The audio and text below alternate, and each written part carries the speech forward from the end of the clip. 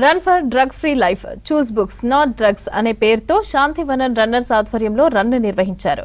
ఈ కార్యక్రమానికి ఫిర్జాదిగూడ మాజీ మేయర్ జక్క వెంకటరెడ్డి, ఫిర్జాదిగూడ కాంగ్రెస్ పార్టీ అధ్యక్షుడు తుంగతుర్తి రవి ముఖ్య అతిథులుగా హాజరై రన్ను ప్రారంభించారు.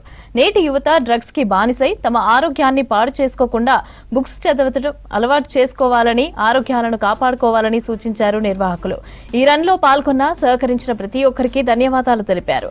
రానున్న రోజుల్లో మంచిని ప్రోత్సహించేలాగా రన్లు నిర్వహిస్తామని అన్నారు.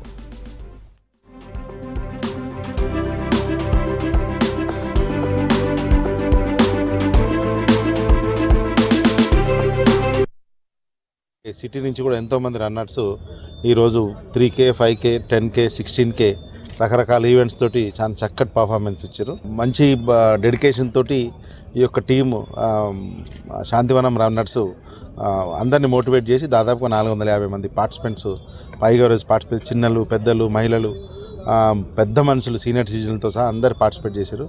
మన నందనవనంలో మంచి ప్రోగ్రామ్ కండక్ట్ చేశారు. హైదరాబాద్ రన్నర్స్ అందరు కలిసి ఒక మంచి కార్యక్రమం తీసుకున్నారు.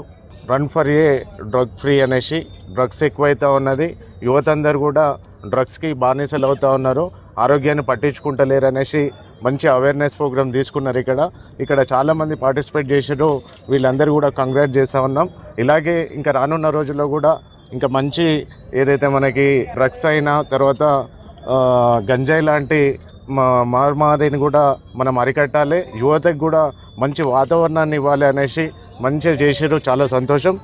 అయితే ఈరోజు సమాజంలో అంటే యువత అంటే చెడు మార్గంలో నడుస్తున్నారు, అంటే డ్రగ్స్కి బానిసై వాళ్ళ జీవితాలను నాశనం చేసుకుంటున్నారు.